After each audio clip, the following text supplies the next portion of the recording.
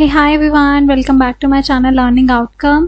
तो video start करने से पहले एक छोटा सा मैं आपको अपोलोजाइज़ करना चाहूँगी। छोटा सा नहीं, actually it's a big apologise. ठीक है, तो मेरी तरफ से सॉरी है बिकॉज कुछ यूनिट्स को मुझे पता चला कि यूनिट का टॉपिक तो ठीक है बट यूनिट का नाम मैंने ऊपर नीचे कर दिया, यूनिट 3 और यूनिट 4 का। एक्चुअली मेरे पास जो ऑफिशियल सिलेबस है मैंने उसी के अकॉर्डिंग आपको बना के दिया है एंड आई गेस कि कुछ यूनिट भी ऊपर नीचे हो चुका है, आपका चेंज हो गया था बट टॉपिक सेम है। यूनिट बस टॉपिक जो यूनिट 4 के वो 3rd में है, यूनिट 3rd के जो 4 में है, ऐसा कुछ है and I really apologise for that. Topic आपके बिल्कुल सेम है, ये आई एम डैम श्योर, ये मैंने पता कर लिया है वन ऑफ माय सब्सक्राइबर से। बस मैंने यूनिट का नाम गलत बोल दिया है, तो आप टॉपिक पे फोकस करें, यूनिट अपने अकॉर्डिंग प्रिपेयर करें। ठीक है, अगर मैंने टॉपिक की, क्योंकि मैंने सारे यूनिट की सारी वीडियोस डाली हुई हैं, ठीक है, अब आपको डिसाइड करना है कि आपने एक यूनिट में से कौन से 2 टॉपिक को अच्छे से करना है, बिकॉज टॉपिक तो आपके सेम है, बस यूनिट का नाम अलग अलग है। ठीक है, यूनिट का नंबर अलग है। ठीक है, जो यूनिट 4 में वो यूनिट 3 में, यूनिट 3 के यूनिट 4 में, ऐसा है। तो आप अपने टॉपिक को देखें, यूनिट का ये जो यूनिट का नाम है भाड़ में जाइए। ठीक है, तो ये जो है आप टॉपिक को देखें and I really apologise for that कि सॉरी फॉर माय लैंग्वेज, भाड़ में जाए ऐसा नहीं बोलना चाहिए। ये हम अच्छे बच्चे हैं, हम टीचर बनने वाले हैं, हम ऐसा नहीं बोलेंगे, राइट। तो it's just for the fun जो मैंने आपको बोला है एंड बस मैं अपोलोजाइज करना चाहूँगी। यूनिट का नाम मुझे नहीं लेना चाहिए अब बिकॉज वो ऊपर नीचे हो चुका है, बट टॉपिक आपके सेम है, तो ये एक अच्छी चीज़ है कि टॉपिक नहीं बदले हैं आपकी। I am really thankful for that because वही टॉपिक है जो मैंने भी पढ़े थे, वही आपके भी चलेंगे, तो मैं आपको अच्छे से समझा सकती हूँ। तो आज हम जो टॉपिक करने वाले हैं, यूनिट को मत देखो, आप सिर्फ टॉपिक को देखो। टॉपिक का नाम है issues and problems, non detention policy and manage of coaching. ये आपके इश्यूज एंड प्रॉब्लम्स को हम देख रहे हैं, जिसमें नॉन डिटेंशन पॉलिसी और मैनेज ऑफ कोचिंग की हम बात करेंगे। ठीक है, तो ये बड़ा ही इंटरेस्टिंग टॉपिक है, आपको इसके ऊपर सेशनल वर्क भी मिला होगा, आई एम डैम श्योर। ठीक है, अब अच्छे से इसके ऊपर पढ़ लेते हैं। तो इंस्ट्रक्शन मेरी वही है कि आपको चैनल को सब्सक्राइब करना है एंड मेरी कोई गलती होती है तो वो मैं मान भी लेती हूँ, और जो भी यूनिट का 4 का बच्चे ने बोला वो मैंने पिन कर दिया कमेंट। आप क्या करें, अगर इसमें कोई गलती दिखती है तो आप गलती लिख के उसको कमेंट कर दें, मैं आपके कमेंट को पिन कर दूंगी। ठीक है, तो ये एक ऑप्शन है बिकॉज जो एक बच्चे ने मुझे बताया कि यूनिट 4 है, उसके कमेंट को मैंने पिन कर दिया। तो इससे क्या होता है कि आप कमेंट बॉक्स में देख सकते हैं कि ये जो गलती थी ये ठीक हो चुकी है। वैसे तो मेरी चीज़ में कोई गलती होती नहीं, I really check before posting. बस ये नाम का एक डिफरेंस आया है यूनिट का, बस टॉपिक आपके सेम है, ये अच्छी बात है। अगर आपको मेरी वीडियोस अच्छी लगती है, hit like, comment and subscribe. Channel को सब्सक्राइब करें, बेल आइकन को क्लिक करें, लाइक करें एंड जो वीडियोस हैं उनको शेयर करें। एंड वेरी इंपॉर्टेंट थिंग कि वीडियो को स्किप ना करें, वीडियो को पूरा देखिए बिकॉज जो एक होती है ना फुल फ्लेज्ड वीडियो प्रिपरेशन, जो एक नोट्स प्रिपरेशन होती है, वो तभी होगी आपकी, और आपकी नॉलेज गेन तभी होंगी जब आप वीडियो को पूरा देखेंगे without any skipping of the video, right. So before या without wasting any further time, let's get started. तो स्टार्ट करते हैं। नॉन डिटेंशन पॉलिसी, एनडीपी आप ब्रैकेट में लिख सकते हैं, लेकिन नॉन डिटेंशन पॉलिसी आपको पूरा लिखना है, कोई शॉर्ट फॉर्म नहीं चलती है, बीएड में short form are not allowed. तो नॉन डिटेंशन पॉलिसी आप पूरा लिखेंगे एग्जामिनेशन में। इसकी हम डेफिनेशन देख लेते हैं। Section 16 of the right to education, RT 2009 act के अकॉर्डिंग क्या है, सेक्शन 16 क्या बोलता है, no child admitted in a school shall be held back in any class और expelled from school till the completion of elementary education. कोई भी बच्चा स्कूल से नहीं निकाला जा सकता या हम उसे सस्पेंड या एक्सपेल नहीं कर सकते जब तक उसकी एलिमेंट्री एजुकेशन कंप्लीट नहीं हो जाती। अब आपको ये पता ही है, 1st से लेके 8th क्लास तक ऑटोमेटिकली बच्चे प्रमोट होते हैं, उनको वो फेल नहीं किया जाता, ये तो आपको पता ही है। This is non detention policy. Definition देख लेते हैं। NCERT, national council of education research and training के अकॉर्डिंग 2011 की ये क्या डेफिनेशन है, non detention policy is aimed at making school stress free and child centred by removing the fear of failure in examination. इसका मतलब ये है कि हम बच्चे को फियर फ्री रखते हैं, स्ट्रेस फ्री रखते हैं, ताकि बच्चा अपनी बिना फियर ऑफ फेलियर के एग्जामिनेशन को दे और अपनी एजुकेशन को कंप्लीट करे। अनीता रामपाल, ये एजुकेशनलिस्ट हैं, एक एजुकेशनिस्ट हैं ये। अनीता रामपाल क्या बोलती है, the non detention policy encourages inclusive and equitable learning. Inclusive and equitable learning. अब इंक्लूसिव एजुकेशन या इंक्लूसिव स्कूल आपका एक सब्जेक्ट है, 4th सेमेस्टर में बड़ा इंपॉर्टेंट है, उसमें हम इंक्लूसिव एजुकेशन की बात करते हैं, बड़ी इंपॉर्टेंट सब्जेक्ट है, उसके ऊपर भी मैं वीडियोस बनाने वाली हूँ, आप 4th सेमेस्टर में जाके देख सकते हैं। एंड इक्विटेबल लर्निंग की हम बात करते हैं, इससे बच्चे की कॉन्टिन्यूस असेसमेंट हम बड़ी स्ट्रॉन्ग वे से कर सकते हैं और इफेक्टिवली से इम्प्लीमेंट करा जाना चाहिए, यह अनीता रामपाल कहती हैं। ठीक है, ऑब्जेक्टिव देख लेते हैं non detention policy. Non detention policy का मतलब है कि आप बच्चे को फेल नहीं करेंगे, उसे मौका देंगे कि वो अपनी एलिमेंट्री एजुकेशन तक वो अपनी कंप्लीशन करे। ठीक है, इससे बच्चे का फियर रिड्यूस होता है और एंग्जाइटी अबाउट एग्जाम रिड्यूस होती है, कम होती है। ठीक है, बच्चे की लर्निंग और जॉयफुल होती है, बच्चा खुश होकर लर्न करता है। ठीक है, बच्चे के एनरोलमेंट को हम प्रमोट करते हैं, ड्रॉप आउट कम होते हैं। ठीक है, इसे हम प्रिवेंट करते हैं ड्रॉप आउट को, और एनरोलमेंट को ज़्यादा से ज़्यादा बच्चे एजुकेशन ले, इसको हम इम्प्रूव करते हैं। ठीक है, लिटरेसी रेट इससे हमारा इंप्रूव होता है, बिकॉज जितने बच्चे एनरोल होंगे उनको फियर ऑफ एग्जामिनेशन अगर नहीं होगा तो बच्चे ज़्यादा से ज़्यादा एनरोल होंगे और अपनी एजुकेशन को कंप्लीट करेंगे। इंश्योर यूनिवर्सल एलिमेंट्री एजुकेशन, ये जो यूनिसेफ है, ये जो यूनिसेफ जैसी ऑर्गेनाइजेशन है, इन्होंने यूनिवर्सल एलिमेंट्री एजुकेशन जैसी पॉलिसीज या इन्होंने स्कीम्स लॉन्च करी थी। तो इसके लिए ये हम एक जो हमारा इंटरनेशनल कमिटमेंट है, इंडिया का भी कमिटमेंट रहा है कि हम यूनिवर्सल एलिमेंट्री एजुकेशन को इम्प्लीमेंट करेंगे, इसलिए आरटीई एक्ट भी आया था। तो इससे हम अपनी इंटरनेशनल कमिटमेंट को भी फुलफिल करते हैं।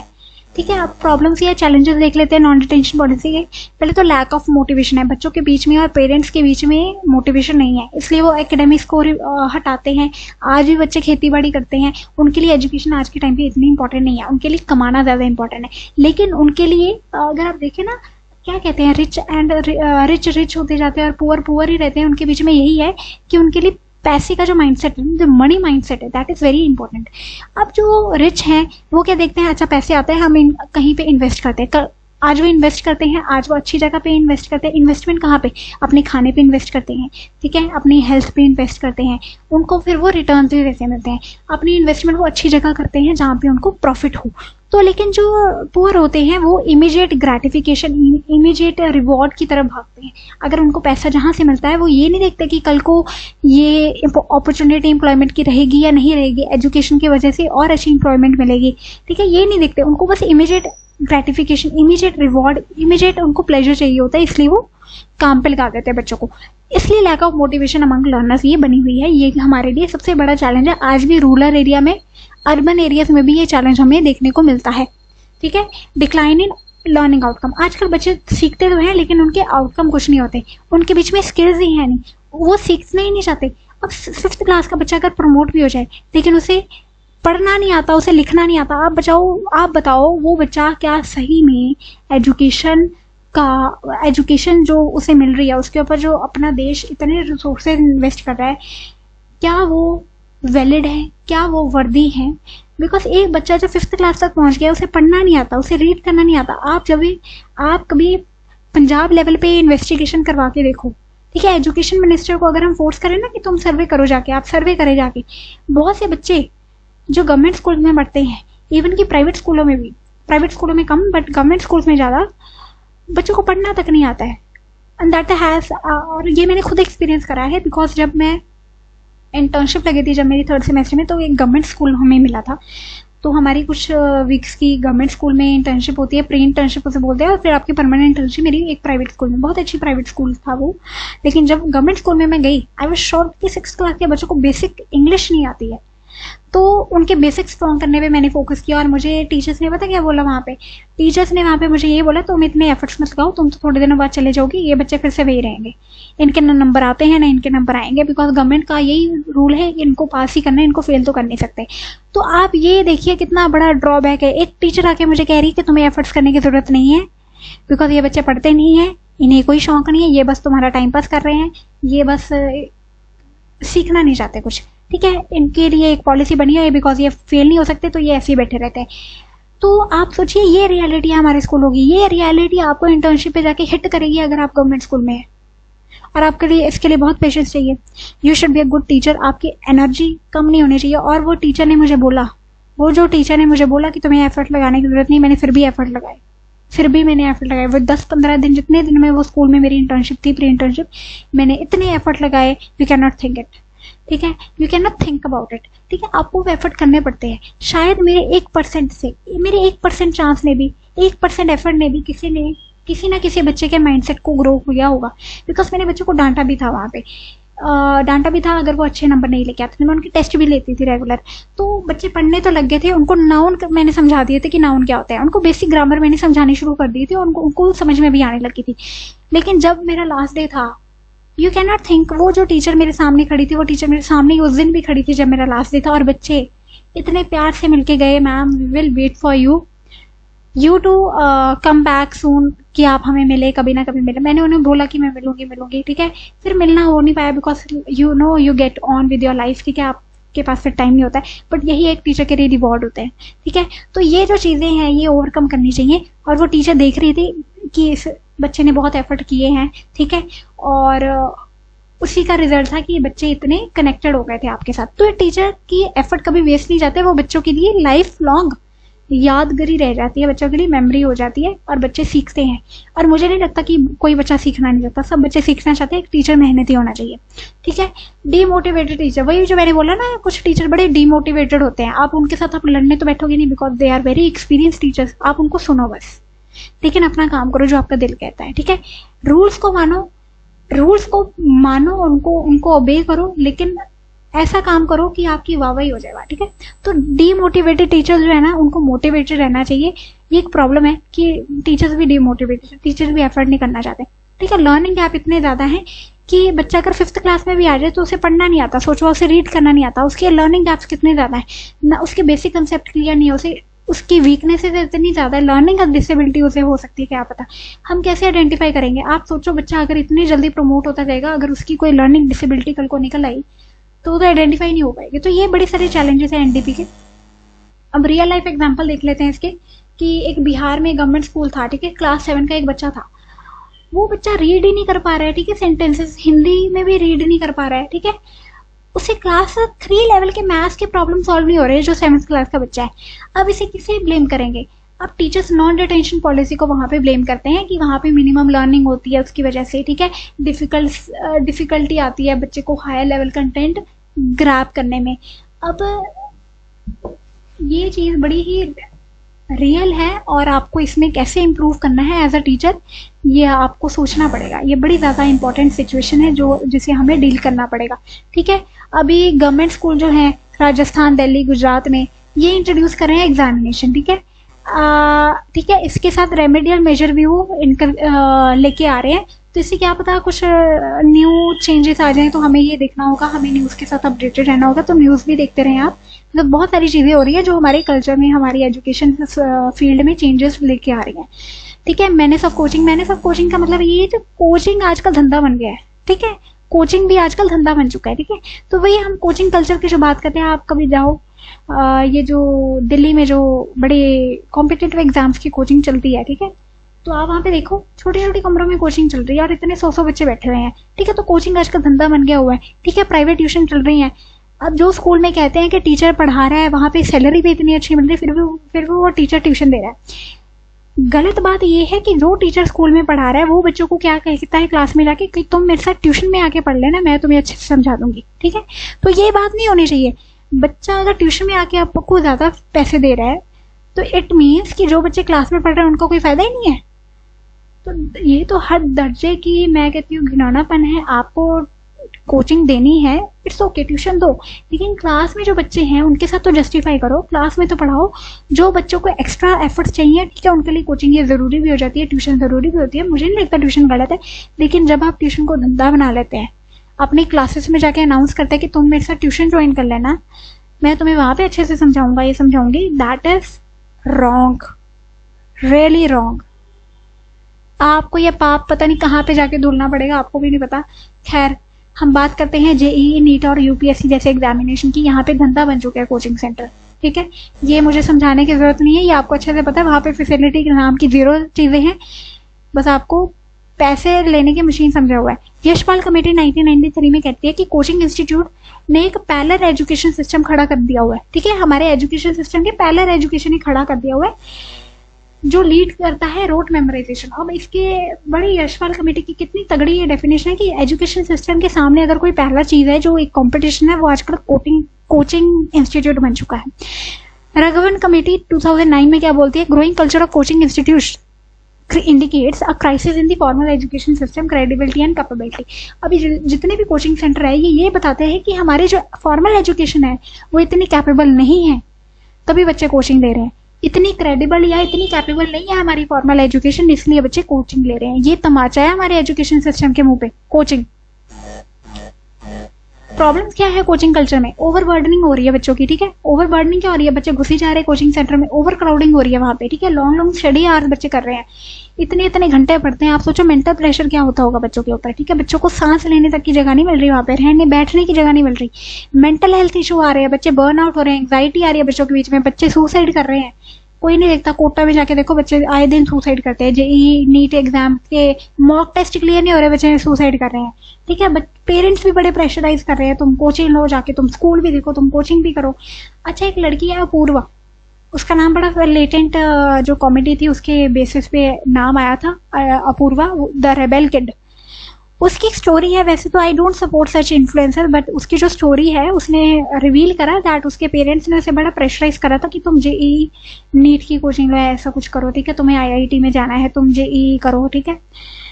तो वो स्कूल भी जाती थी, कोचिंग भी जाती थी। अब कोचिंग का टाइम पता क्या था उसका? सुबह 8 बजे से लेकर रात के 8 बजे तक। आप सोचो 12 घंटे कोचिंग, 12 घंटे कोचिंग, भाई साहब। एक बच्चे की हालत खराब कर रहे हो आप। एक पेरेंट अपने स्टडी, अपने बच्चों के एस्पिरेशन इतने ज्यादा सिर पे चढ़ा के रख रहे हैं कि वो अपने बच्चे पे थोप रहे हैं। ये किस लेवल की पेरेंटिंग है? ये किस लेवल की टीचर एजुकेशन हम दे रहे हैं बच्चों को? ये हमें सोचने की जरूरत है। और मैं इसकी बिल्कुल अपोज करूंगी, बिल्कुल खड़े होके ना, अगर कुछ करना होगा तो यही अपोजिंग होगा मेरा कि कोचिंग सेंटर जैसी चीजें बंद हो जानी चाहिए। बच्चों को घर पे, एक बड़ी रील वायरल हुई थी एक लड़की की, एक पेरेंट की, जिसने स्कूल में बच्चे को डाला ही नहीं कभी, उसने घर पे होम स्कूलिंग दी। होम स्कूलिंग के जरिए बच्चे को बहुत अच्छे से पढ़ाया और that child is now employed in MNC, ठीक है। तो होम स्कूलिंग से भी बड़ा कुछ फायदा हो सकता है, और होम स्कूलिंग भी आजकल बड़ी ट्रेंडिंग में चल रही है। तो ये जो चीजें हैं, ये जो कंसेप्ट है होम स्कूलिंग जैसे, जो बच्चे स्कूल में जाते ही नहीं है, उनको घर पे ही पढ़ाया जाता है, पेरेंट खुद पढ़ाते हैं, ये जो चीजें हैं, ये कंसेप्ट आपको पढ़ता होने चाहिए, पढ़ना चाहिए इसके बारे में, because you are aspiring teachers. Coaching को तो बिल्कुल भी निगलेक्ट करना चाहिए, बिल्कुल भी इसको अप्रिशिएट नहीं करना चाहिए, ठीक है। स्कूलिंग को बच्चे निगलेक्ट करते, कोचिंग पे ऊपर ही डिपेंड रहते हैं बच्चे, तो स्कूल ही नहीं जाते। जो जेई नीट की तैयारी करने लग जाते हैं 9वीं 10वीं से, वो बच्चे स्कूल कहाँ जाते हैं? वो जाते ही नहीं।